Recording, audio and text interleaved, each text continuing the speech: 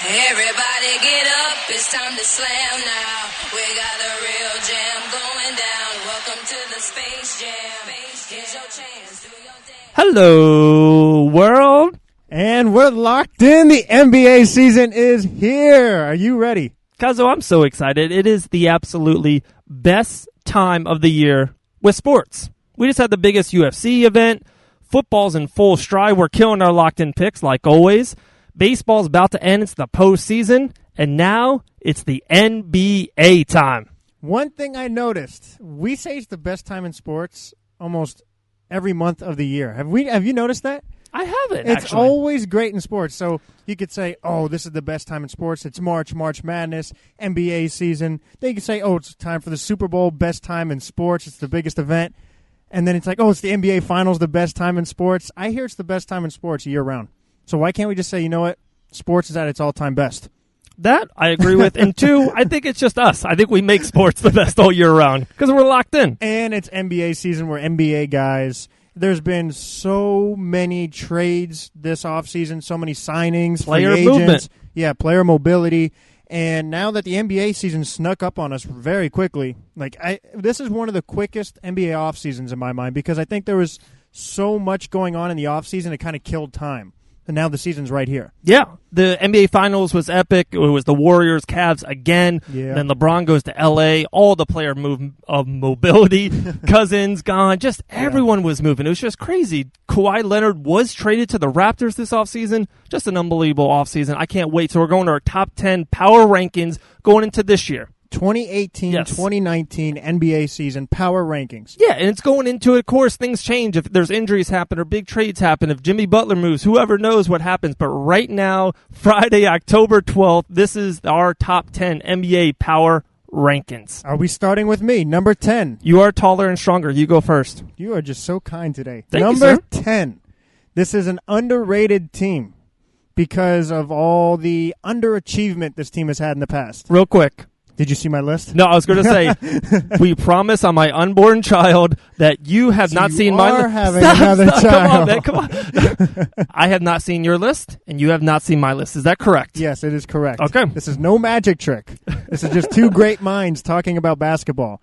Okay, my number 10, the Washington Wizards. I think this is an underrated team because, for one, the East is up for grabs. Although we agree the Boston Celtics, we'll get into it, the 76ers, the Bucks, they have bigger, more prolific stars and rosters. But the Washington Wizards, I think, is going under the radar because you have an all-star in John Wall. He's coming back. You have your guy, the Gator great, Bradley Beal. Gator great. Now, Dwight Howard is considered a knucklehead now. He's on the back nine of his career. We all agree with that. He's past his prime. But in the right situation, if possible, I think he could be a big addition to the Washington Wizards. Defensively, catch lobs for John Wall, get rebounds. I think the Washington Wizards are flying under the radar this year. Number 10.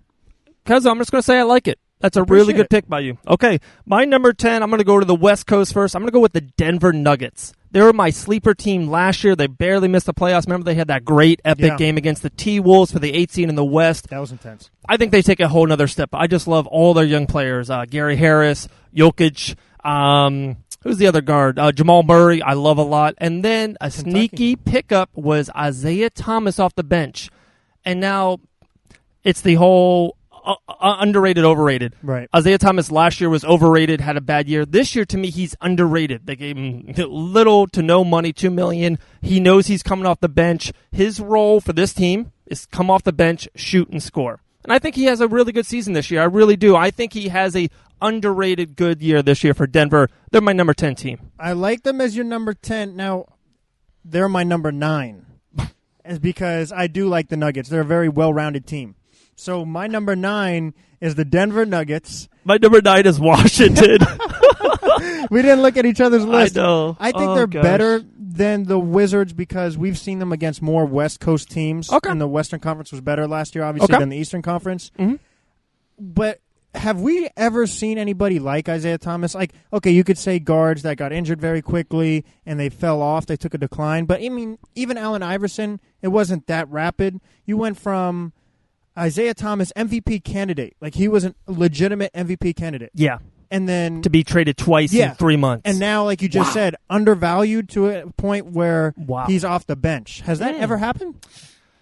don't think so. Because even like you think the Derrick Rose drop-off was a lot of years of injuries. Yeah.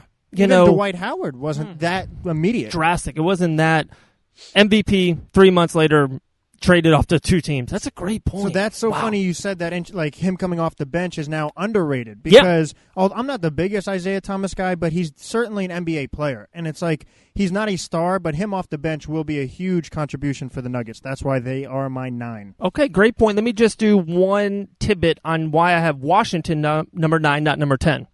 I think they have a higher ceiling. I think John Wall out of both teams is the best player on both teams. I agree. And I think even Bradley Beal might be the second best player on both teams. And it's a guard-centric league now, in a shooting-centric league. And I love Bradley Beal. You know that about me. I'm a Bradley Beal guy. I'm a Go Gator guy. So I have Bradley Beal and the Wizards as my number 9 power-ranked team going into the 2018 season. Okay, now this is where it starts to get a little bit interesting, a little tougher. My number 8, the Utah Jazz. Okay. Donovan Mitchell, Rudy Gobert. I think what Donovan did was special, but now coaches have more tape on him, obviously. He may not have that ooh factor as he did last year because nobody expected it, but he will be effective, and it's just another year that he's grown as a player. And I'm not saying he'll average 30 points, but more experience in the NBA, the better you get. I think Donovan Mitchell remains at an elite level. I love their coach. Mm-hmm. Snyder's arguably, like they say, the Brad Stevens of the Western Conference. Great coach. So I think they had a successful last year, and they bring that momentum into this season. My number 8. Okay, I would usually not do this to talk about your number 18, but I will because they're not in my top 10. Ooh. Utah does not make my top 10. They're one of the teams that I'm down on this year. A lot of other teams have them in a top 5, top 6 radar. The reason why they're not my top 10, I'm ready. This is going to be maybe a year-long or a 10-year-long debate between you and me or me with the locked-in community. I think Donovan Mitchell right now is the most overrated player in the NBA. Let that fester. I think he's a really good player. I think he's good. For one, he wasn't close to the Rookie of the Year. Ben Simmons wasn't even questioned. 2, I think he was he shocked people. No one knew who he was until it was too late. No one had footage on him. He's not a great shooter. He's a slashing guard who hits the floor a lot. I see a lot of injuries coming up for him.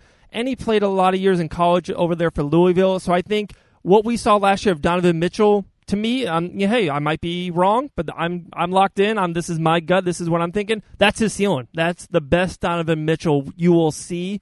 He was 100% healthy, young, excited. No one knew what to think of him. I think Donovan Mitchell and Utah will take a big step back this year. I don't think they make the playoffs. Okay, let me just dissect that very briefly. Sure. So Rashad Phillips, the NBA/college guru, locked-in guest, he breaks down all the college players. But let me ask you, do you know how many years he played in college? 3. Okay, so that's a reasonable, I don't think you're crazy, although I disagree with you, because 3 years like Kuzma, you see more players that develop in college are closer to their ceiling. We see that. It's true. It's facts. Okay. But I don't believe that's his ceiling because I think he still can do a little more. I don't think he is what everybody says he is. Okay. Because he's dynamic, he's flashy, so the whole NBA crowd and Twitter world revolves around Donovan Mitchell or anybody who gets a highlight dunk. But I'm not as off of him yet as you are. Okay. Because I think he will be solid. Like I said, I don't see him just averaging 30 next year like everybody. Oh, he had an amazing rookie year. He must have 30 points next season. Yeah. No. I think he remains the same, maybe a little better, but I don't think that's his ceiling. He may be close to it, but that's not his ceiling. I just think... But even Snyder, no playoffs? Really? Yeah, I think no playoffs for them. I think they over-succeeded what they should have done last year. They surprised a lot of teams. And yeah, I'm down on Donovan Mitchell. I'm taking a hot take. I'm taking my take. This is my locked in. I think Donovan Mitchell will just come down to earth. I don't think he's an elite NBA player. And they beat your selfish Russell Westbrook. They did? To make the playoffs. When? Yeah, in the playoffs. I guess they did. Russell Westbrook lost to rookie Donovan Mitchell in the playoffs. Looks exhausted. I don't Didn't remember pass that. the ball. Over 40 shot attempts. Well, let's see. So you have Utah at number 8. Yes. Let's see where you have OKC on your list. We will see. All right. My number 8, real quick. I'm telling you guys, I'm an East Coast guy this year. Number 8, the Milwaukee Bucks. I believe in them. I like the new coach, Giannis, just another year of growing. I think he might be a top 5, top 4 player this year. I think he takes a whole nother step up again. I like how they give Jabari Parker's off the team. Sometimes it's addition by subtraction.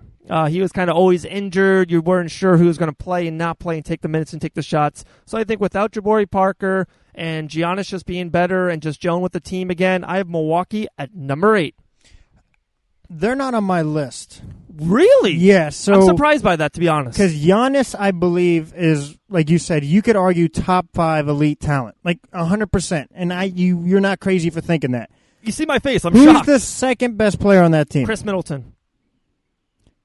He's pretty good. He's pretty good. He's pretty good. He's pretty good, but he's not. He's like a Jamal Murray type, like Denver. Yeah, he's not an all-star. Like, Who's Utah's second best guy? Rudy Gobert, defensive player of the year. Defensively, unbelievable. Offensively, not good and injured a lot. But I think they're deeper. But I think they have a deeper roster. Like, besides... East and West, though. Yeah, besides Middleton... And Giannis is number 1. He kills Mitchell, right? He's number 1. Okay. That's why I said for a top 10 team... I mean, right now, just off the teams we listed, the Wizards are deeper, in my opinion. I mean, Giannis is number 1, but then you got Wall, Beal, Howard, Otto Porter, and it's Oubre. I like Oubre as well. Yeah, and then the Nuggets, I think they're deeper. And Yeah. it's just, I don't think they're deep enough to be an elite team. They'll make a playoff run because of how great Giannis is, but as far as power rankings for the team, I think that's only so far he can take them. Okay. Against deeper teams. To be honest, I'm just surprised. I know. I'm not the biggest Giannis guy, actually. I used to. But then just Ben Simmons hit me. I realized you have to elevate others. You have to pass the ball. They both can't shoot, so we won't get to that part. But my number 7. Are you ready? I am ready. Let's go. This is good. All right. The Claw. Kawhi Leonard and the Toronto Raptors. I think this is a young, athletic team. Very versatile. Like, they can play 1 through 5, like positionless basketball, where they can all switch. And I think Kawhi Leonard being there, and you still have Lowry. And I'm not as high on Lowry as a lot of other people are, but he's still a legitimate, solid point guard to accompany Kawhi Leonard, who is a top 5 player in the world, who plays great defense, can shoot the 3. And I think he has a chip on his shoulder because, for one, he's a free agent after this year. So he has to prove to people, hey, I'm not injured anymore. My stock is still as high as it when I left. So when he can choose a team what to go to, people truly know how high his stock is. So I think this is one of his seasons where, hey, I am great. And then I think Lowry's pissed off because DeRozan left, and they were very close. So I think this is one of his seasons where, okay, now I have to play really hard. So I think the Raptors are my number 7. My number 7, the Raptors. We didn't check the list. Every reason I said, or is there more? I like Danny Green. You didn't mention him. Yeah. I think Danny Green brings winning from the San Antonio to Toronto and 3-and-D, exactly. And, it's the East, and I think Kawhi Leonard is probably the best player in the East. If healthy, there's a lot of great ones. Giannis, it's Ben, Kyrie, but I think if healthy, Kawhi Leonard, two-way player, is probably the best player in the East. So number 7, the Raptors. Okay, so we are first agreeance right there. See, this is why I love basketball. It's like every point you made about your teams, I understand. You're not crazy. Obviously, I like my list because it's my list, but that's what I love about basketball. Especially you and I, like, we disagree on some items. We disagree on Chris Paul, Matt Stafford, but to be perfectly honest, I always see your side. Like, you have a smart take. That's why we're always locked in together. If you weren't locked in, I would boot you off the show. Wow. That's pretty cold. I'm kicking people to the curb. Cold as the thunder, if there's a temperature for thunder.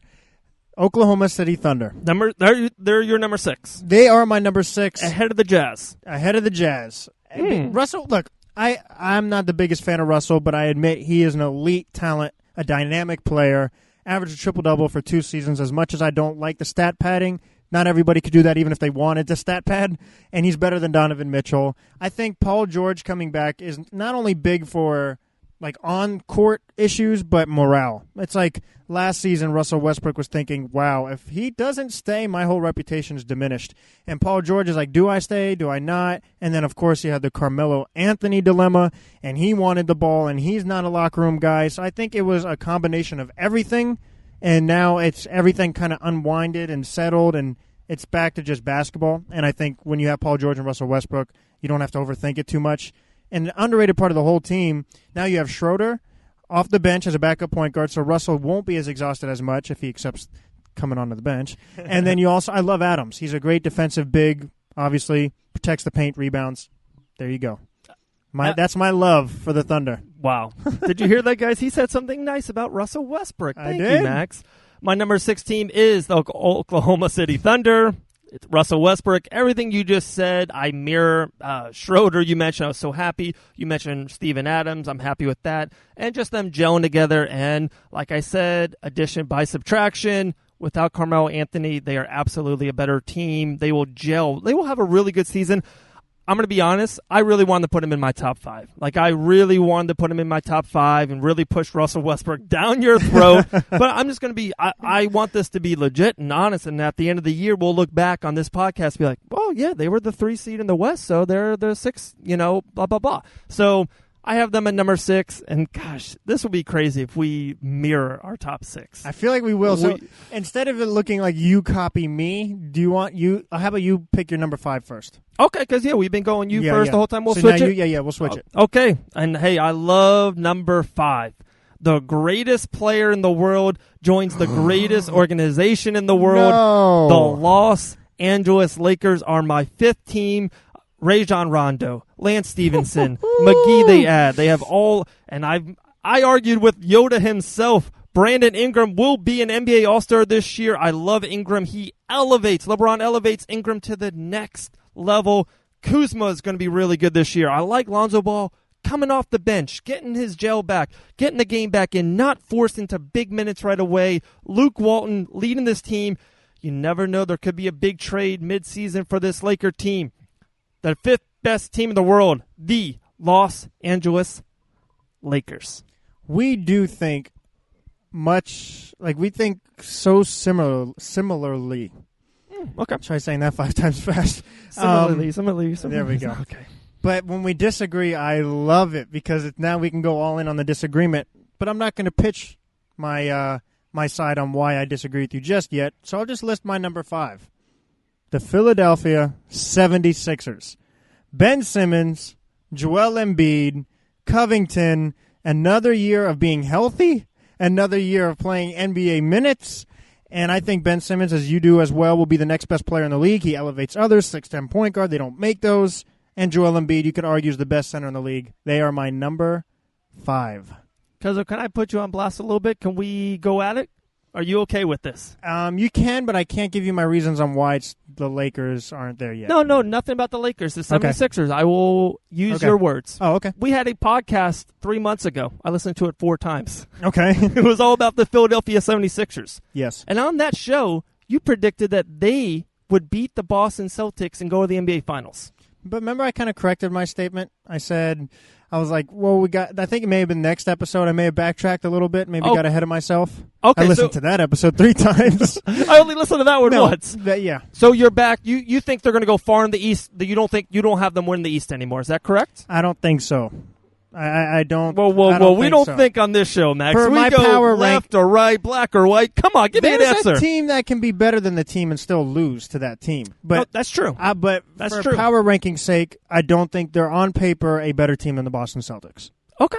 The Celtics are much deeper than they are. They are. Boston's a great team. They're coming up on my list. Number 4. Can I go with my number 4? Go right ahead. I'm going to stick on the West Coast. The Houston Rockets. James Harden, Chris Paul came back with a massive contract. They added Carmelo Anthony, which I don't like. They lost Trevor Ariza, that I don't like. I think Gordon's getting pushed into the starting roster. Clint Capella. It's one of those things, it's like, I don't love their offseason. Actually, I dislike their offseason. I don't even like it. I really do dislike their offseason. But they have James Harden. They have Chris Paul. They have D'Antoni. They're going to win a lot of games just on scoring more points than the next team. I have them at number 4. Last year, they were kind of number 2 for most of the year. So I think I'm down on them a little bit. I have them at number 4. They're my number 4 as well, but I think they also have Brandon Knight on that team now, and they also have Michael Carter-Williams. Marquise Chris as well. Yeah, so even though they're not the big names, I think in this system they'll flourish. So like I'm on the same boat as you. I'm not as high as other people are on them, but I'm not necessarily off of them because, like you just said, James Harden, Chris Paul, D'Antoni with some good bench pieces. I love PJ Tucker on this team. He adds that grit and toughness. Grit's My the number perfect 4. word. Very good, man. Okay, so we're switched on that. Number 3, you had him way too low. The Philadelphia 76ers, the 2 best young players in the world right now on one roster, and I'm so high in Embiid. I think, you ready for this one? I'm going off the limb. Donovan Mitchell's overrated. Joel Embiid is underrated. He will not get hurt this year. This man will play 78, 75 games, an all-star season, an MVP candidate season. I'm super high on Joel Embiid. Ben Simmons, we both love the guy. Philadelphia, top 3 team in the NBA, going deep into the Eastern Conference Finals. I like it. Now, my number 3 is the Los Angeles Lakers. Oh, I have them all the way to 3, and here's why. I'm telling you. You didn't have them number 1? No, I'm serious, because they have the best player in the world. Number 1. To always have the best player in the world gives you an advantage. Agree. Okay. You went that one. Okay, so when you look at this team, they are incredibly deep. They have such a deep roster that they can just fill in positionless players, 2018, 2019 basketball, that can guard 1 through 5. They are long. They are good defensively. They're athletic, and they want to get out and run. And now there's 2 big points that I want to hit on is, well, you said Brandon Ingram. We both are high on Brandon Ingram. I think he'll average in the 20 to 22-point mark this year. And that is underrated for LeBron, to have that type of guy who can score. And he's the same body frame as Kevin Durant, so he will be guarding those best positions like a Kevin Durant, like a Greek Freak. So LeBron doesn't have to guard the best player anymore.